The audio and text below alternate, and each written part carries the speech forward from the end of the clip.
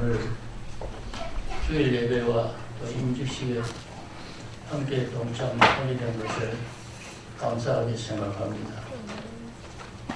사도 바울 선생은 교회를 지키라 하고 또 교회를 섬기는 인물들을 그릇에다가 비유를 했습니다.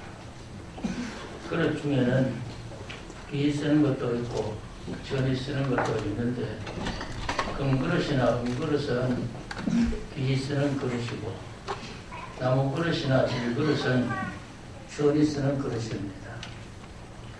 교회 인물 중에도 비 쓰는 그릇이 되어서 하나님과 교회에 영광이 되고 명예스럽게 하는 사람이 있는 반면에 철이 쓰는 그릇이 되어서 교회에 불명예를 가져오는 사람도 흔히 있습니다. 교회 직분에는 목사, 장로, 집사, 권사 같은 직분이 있고 교사, 성가대, 또 미화, 주방, 안내, 수송 같은 봉사 부서가 있습니다. 모두가 다 교회 공동체에 필요한 것입니다. 교회 직분과 부서를 맡아서 섬기는 사람들이 유의할 점은 주인의 쓰시기에 합당한 그릇이 되어야 된다는 것입니다. 어떻게 하는 것이 주인의 쓰시기에 합당한 그릇이며 귀히 쓰는 그릇이 되는가 하는 것을 좀 생각해 보고자 합니다. 첫째, 귀히 쓰는 그릇은 깨끗한 그릇입니다. 그릇이 깨끗해야 밥맛이 있고 위생에도 좋습니다.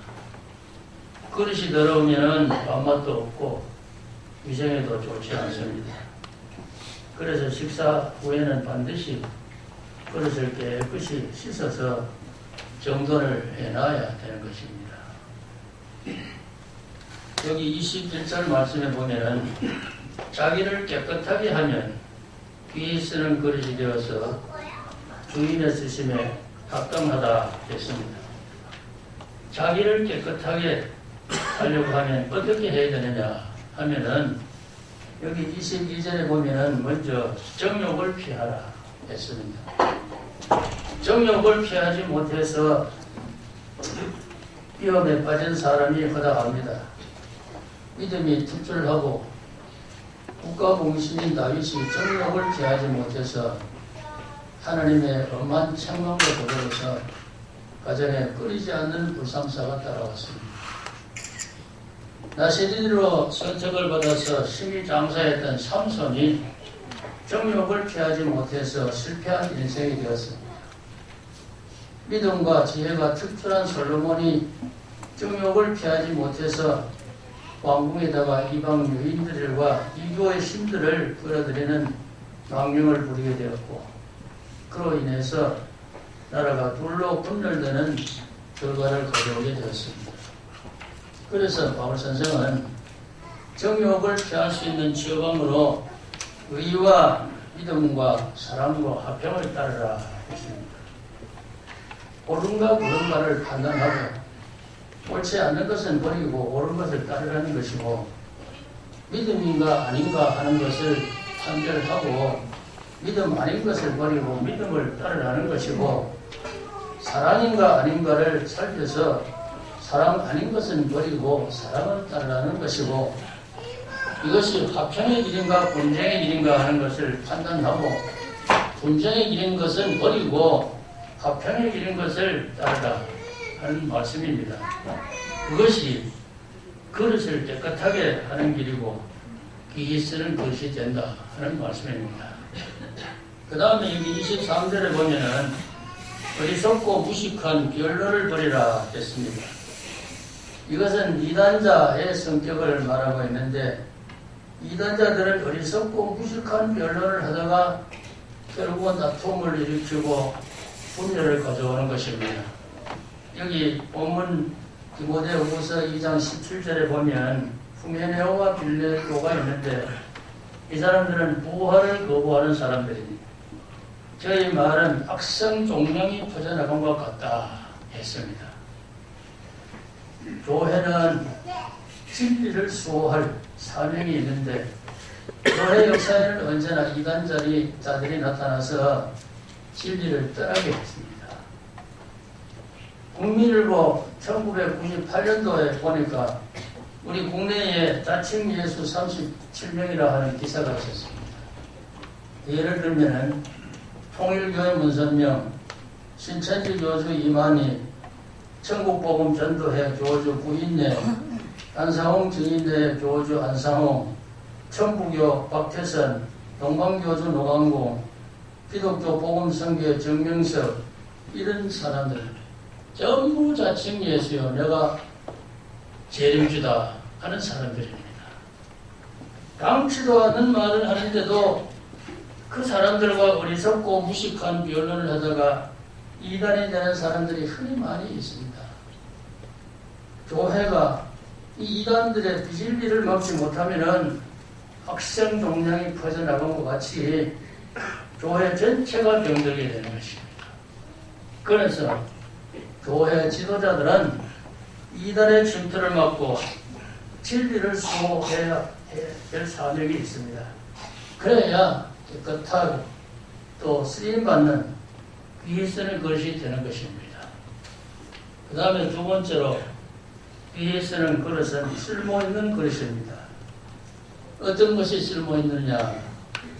필요한 사람, 유익한 사람이 되는 것입니다.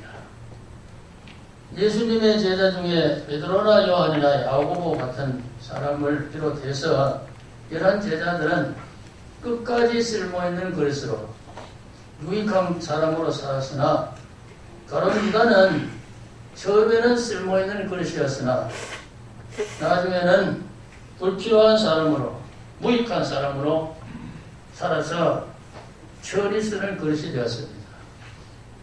골로새 교회에 빌레몬 같은 사람은 빌레몬의 종 오네시모는 그 주인의 재물을 도적을 해서 도망을 갔는데 로마에 가서 바울을 만나서 예수를 믿게 되고 회개를 해서 진실한 교인이 되었습니다.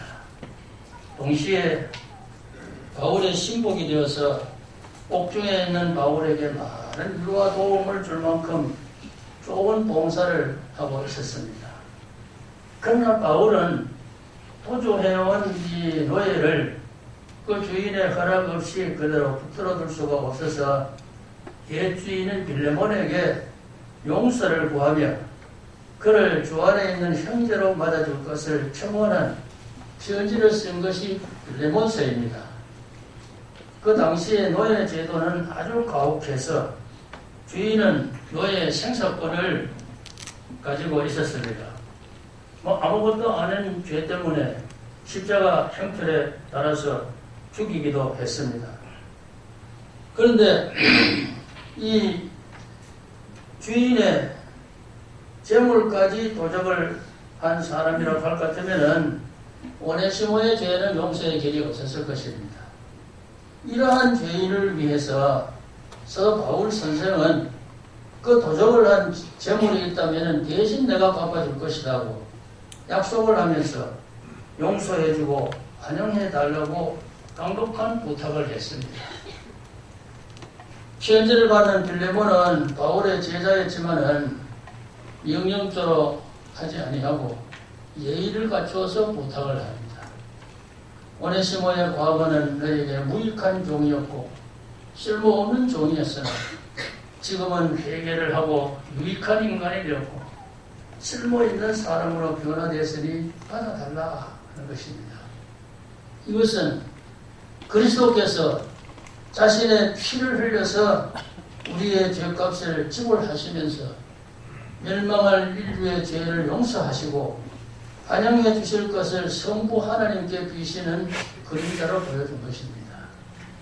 여기에서 우리가 유의할 점은 쓸모없는 사람도 그리스도를 만나서 회개를 하면 쓸모있는 사람으로 변화된다 하는 사실입니다.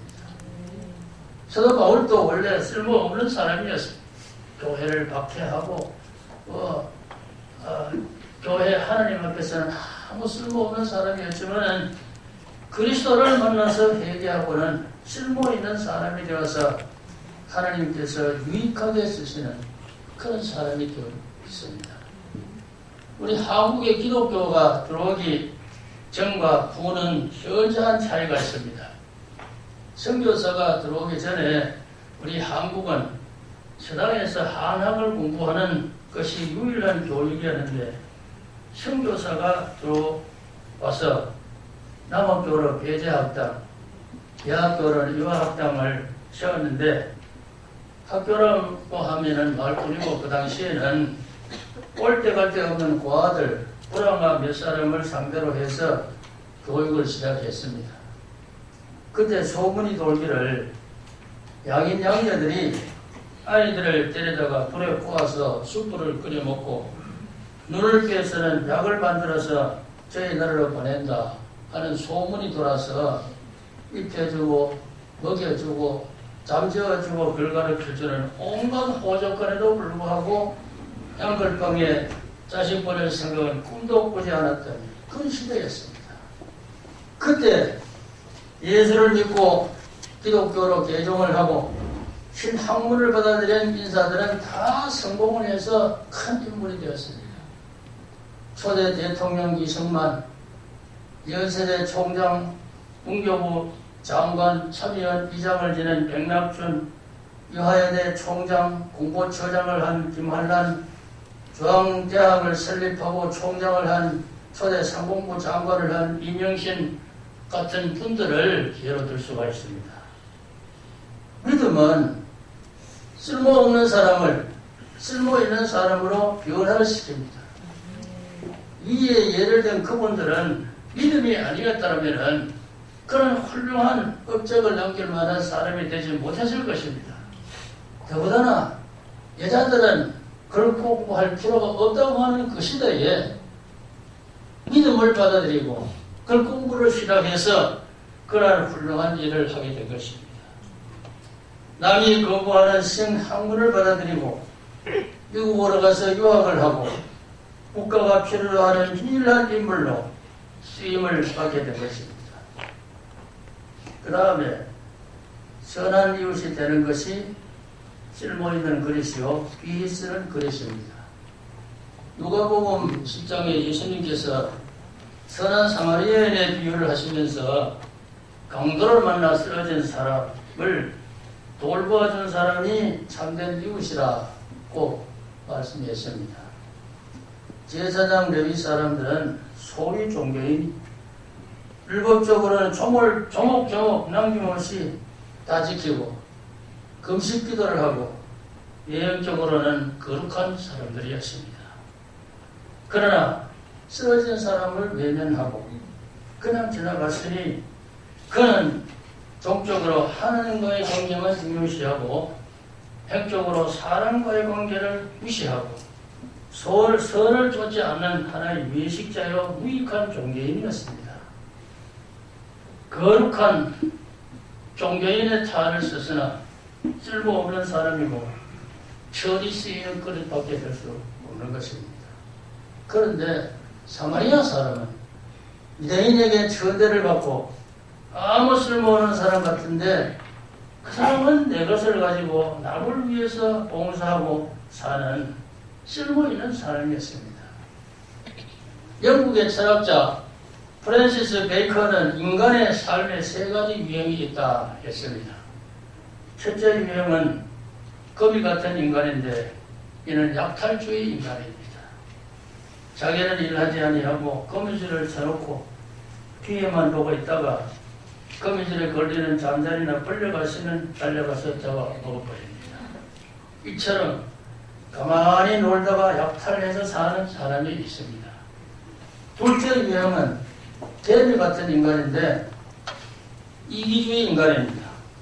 이 개미는 부지런히 일을 하지만은 자기만 위해서 쌓아놓고 먹는데 이웃을 돌볼 줄 모르는 이기주의 삶을 사는 것입니다.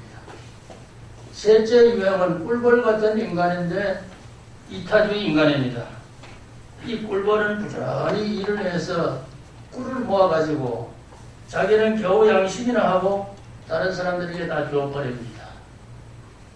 약탈주의 인간은 이 사마리아인에 비유해서 지나가는 사람을 때려눕히고 약탈한 강도 같은 사람인데 있어서 안 될 사람입니다. 이기주의 인간은 제사장, 레위인같이 남과는 아무 상관없이 나 혼자 살고 내 믿음이나 지키고 사는 사람인데 있으나 마나한 사람입니다.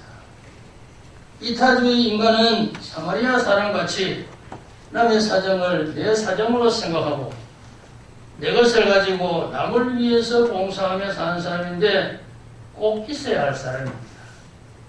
이런 사람은 쓸모있는 그릇이고 귀히 쓰는 그릇입니다. 그 다음에 세 번째, 귀히 쓰는 그릇이 되려면 협동이 필요합니다. 밥상 위에는 밥그릇만 있는 것이 아니고 그 그릇, 반찬 그릇, 또 양념 그릇이 다 있어야 합니다. 밥은 은그릇에 담을 수 있지만은 반찬은 나무 그릇, 질그릇에 담는 것이 더 자연스럽습니다. 된장은 금그릇, 질그릇에 금그릇보다는 질그릇에 담는 것이 더 어울립니다. 시래기국은 나무 그릇이나 질그릇이 더 어울립니다. 고추장, 소금, 조미료, 양념 그릇은 큰 그릇보다는 작은 그릇이 더 어울립니다.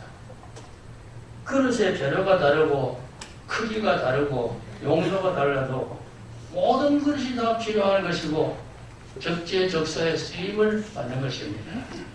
그러므로 밥상 위의 그릇들은 서로 협동을 해서 한 밥상을 마련하지 않겠습니까? 큰 그릇이 나무 그릇, 질그릇을 보고 너는 필요 없다고 무시할 수도 없는 것이고 큰 그릇이 작은 그릇을 보고 너는 필요 없다고 무시할 수가 없는 것입니다. 밥그릇은 반찬 그릇이 필요하고 반찬 그릇은 밥그릇이 필요하므로 서로 협동을 해서 입맛을 내게 하는 것입니다. 교회도 큰 교회, 작은 교회가 있고 화려한 교회, 초라한 교회가 있고 직분도 각양이고 교파도 각양입니다. 보수적인 교파도 있고 진보적인 교파도 있는데 교파마다 장점도 있고 단점도 있습니다. 보수적인 교파는 영혼 구원에 치중을 하고 하나님과의 관계를 강조합니다. 율법에 충실하고 진리를 수호하고 기도에 열심이지만은 형식에 얽매이기 쉽고 타적이고 타교파와 연합이 안 되고 인간관계를 멀리하고 자기 테두리에서 그저 밀어나가는 것입니다. 그게 보수적인 교파의 단점이 있습니다. 반면에 진보적인 교파는 영혼 구원보다는 인간관계를 더 강조합니다. 인간을 돌보고 사회 정의를 세우고 교파 연합에 적극적이지만은 인본주의로 흐르기 쉽습니다. 지상의 교파는 성경의 어느 한 면을 강조하다가 보니 달라지는 것입니다. 그러므로 자기 것을 지키면서 서로 연합하는 것이 필요하고 성경적입니다. 절대 완벽한 교파는 없습니다. 밥상 위에 그릇이 아무리 많아도 한 가지만 취하면 영실조가 되지 않겠습니까? 모든 음식물을 공고를 취해야 하는 것이 그것이 협동입니다. 밥그릇, 국그릇, 반찬그릇, 양념그릇들이 연합하고 협동해서 충분한 영양을 공급하고 또 맛을 내게 하는 것입니다. 건전한 믿음은 종적으로 하나님과의 관계, 형적으로는 인간과의 관계가 원만해야 합니다. 십계명을 둘로 나누면 전반부는 하나님을 향한 의무이고 후반부는 인간을 향한 의무입니다. 바울 서신을 교리편과 실천편으로 나눌 수 있는데 교리편은 하나님을 대하여 어떻게 믿느냐 하는 것이고 실천편은 인간을 대하여 어떻게 사느냐 하는 것입니다. 하나님이 귀히 쓰시는 그릇이 되려고 하면 위로 하나님을 바르게 공경하고 아래로 사람과의 관계를 바르게 하는 생활신앙이 되어야 하는 것입니다. 교회 지도자들, 직분자들은 자신이 하느님과의 관계에서 또는 사람과의 관계에서 다른 믿음을 가지고 목회자와 협동하고 직분자끼리 협동하고 모든 성도와 협동하고 타교회, 타교파와 협동해서 연합을 이루는 성숙한 신앙인이 되어야 하는 것입니다. 지도자가 졸렬하면 교회가 졸렬해집니다. 지도자가 성숙하면 교회가 성숙해지는 것입니다. 훌륭한 지도자가 되시기를 바랍니다. 귀한 그릇으로 쓰임받는 사람에게 따라오는 상급이 있습니다. 베드로전서 5장 4절에 보면은 목자장이 나타나실 때에 시들지 아니하는 영광의 관을 얻으리라 했는데 상급은 영광입니다. 아프리카의 선교사 리빙스턴은 37년간을 아프리카를 위해서 생명을 내어놓고 일을 했습니다. 처음에는 주로 전도를 하다가 미개척 지역인 아프리카를 구하기 위해서는 내지를 탐험해서 그 지리를 분명히 하고 무역의 길을 찾아오면 그 길을 통해서 전도가 되겠다 생각을 하고 소를 타고 말을 타고 걸어서 아프리카를 3번이나 종형으로 횡단을 해서 호수나 가학이나 폭포를 발견하고 지리를 분명히 해놓아서 그 뒤에 모든 교회, 모든 교파들이 선교하는 데 크게 기여를 했습니다. 그러는 동안에 그는 역병에 걸리고 굶주리고 나무 뿌리를 먹고 살아야 하는 고통도 따르고 원주민들의 강탈, 위협을 당하기도 하고 어떤 때는 해골같이 되어서 죽게 된 데다가 아내가 죽는 고통을 겪기도 했습니다. 리빙스턴은 그뿐만 아니고 아프리카에서 노예 무역을 종식시키는 데 큰 역할을 했습니다. 노예 상인들이 노예를 남녀 5살 이하의 어린아이까지 목을 묶어가지고 끌고 다니면서 도망을 치면은 그 자리에서 총을 쏴 죽이기도 하고 또 몸이 쇠약한 노예들은 이건 필요 없는 것이니까 도끼로 쳐서 아예 그만 없애버리기도 하는 그런 처참한 광경을 보고 리빙스턴은 노예 해방을 위해서 적극적으로 나서서 일을 한 결과 아프리카 노예 자유를 얻게 된 것입니다. 그래서 그에게는 나중에 지리학회에서 최고의 명예인 금메달 또 많은 다른 상급과 지위 영예를 그에게 안겨주었습니다.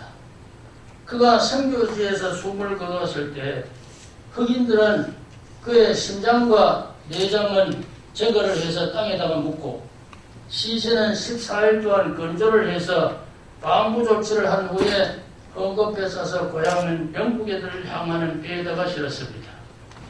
영국에서는 국왕과 귀족과 위인 명사들만 묻히는 웨스트민스터 사원에 그를 안장을 했습니다. 영국 사람들은 누구든지 그 웨스트민스터 교회에 묻히는 것이 소원인데 리빙스턴이 그 자리에 묻히는 영광을 누리게 되었습니다. 이 씨는 그릇이 되면은 천국의 영광은 물론이고 지상에서도 그의 유골까지 정중한 대우를 받는다는 그 영광이 따른다는 것을 보여주었습니다. 이 쓰는 그릇이 되기를 바랍니다. 기도하겠습니다. 하나님 아버지시여 저희들에게 은혜 베풀어 주셔서 불러주시고 구속하시고 믿음을 주셔서 봉사하게 하시고 하나님의 교회에 중대한 임무를 맡겨주심을 참으로 감사합니다. 주님께서 저희들에게 남은 생애를 하나님의 영광을 위해서 몸바쳐 일할 수 있도록 항상 영육간에 강건하게 하시고 사명에 투철하게 하시고 하나님의 귀히 쓰시는 일꾼으로 살게 해 주옵소서.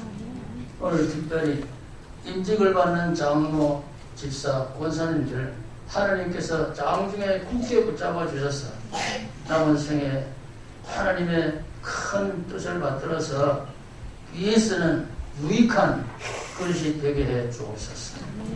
예수님 이름으로 기도하옵나이다. 아멘.